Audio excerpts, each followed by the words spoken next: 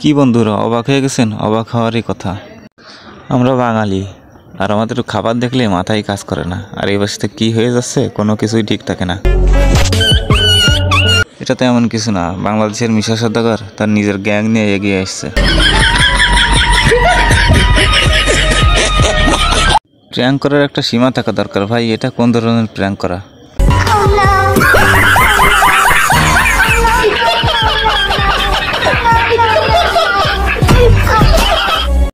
পাগলা কুত্তা যখন খেপে যায় তখন আর কেউ থামাতে পারবে না। হ্যালো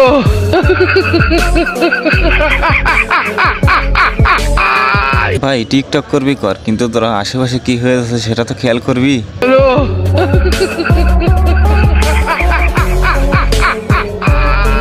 ছাগল সাথে করে নিয়ে ভাই আমার যখন রুটি ব্লক করে, ভাই আমার যখন নতুন নতুন বাংলা খাই। হ্যালো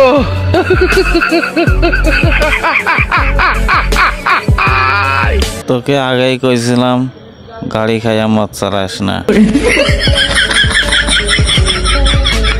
ভাইয়ের যখন অতিরিক্ত টয়লেটে চাপ দেয়, ভাইয়ের অবস্থা দেখো।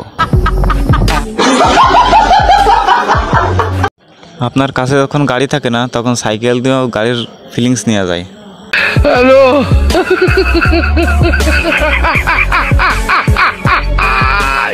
ভিডিওটি দেখে আমার চোখেও বিশ্বাস করতে পারিনি। এটাও সম্ভব? এটা কিভাবে সম্ভব রে ভাই?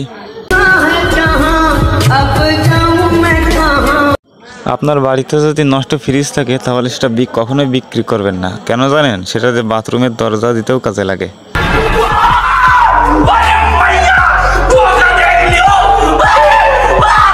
কিরে তোরা আমাকে রেখে স্টার জলসা নাটক দেখা শুরু করেছিস কেন?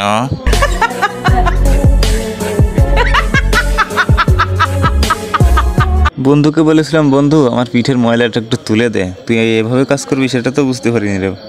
দাঁড়া ভাই, একটু হয়ে গেল, হয়ে গেল।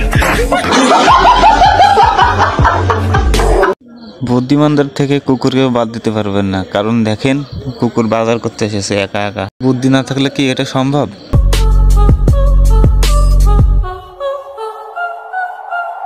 নদী পার হওয়ার জন্য সব থেকে সেরা বুদ্ধি হলো এইটি। এটা হচ্ছে অস্থির বাঙালিদের বুদ্ধি রে ভাই।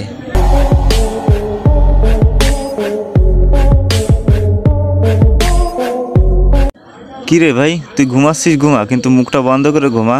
তোর মুখের দুর্গন্ধ তো তেলা ফোকায় চলে এসেছে। হ্যালো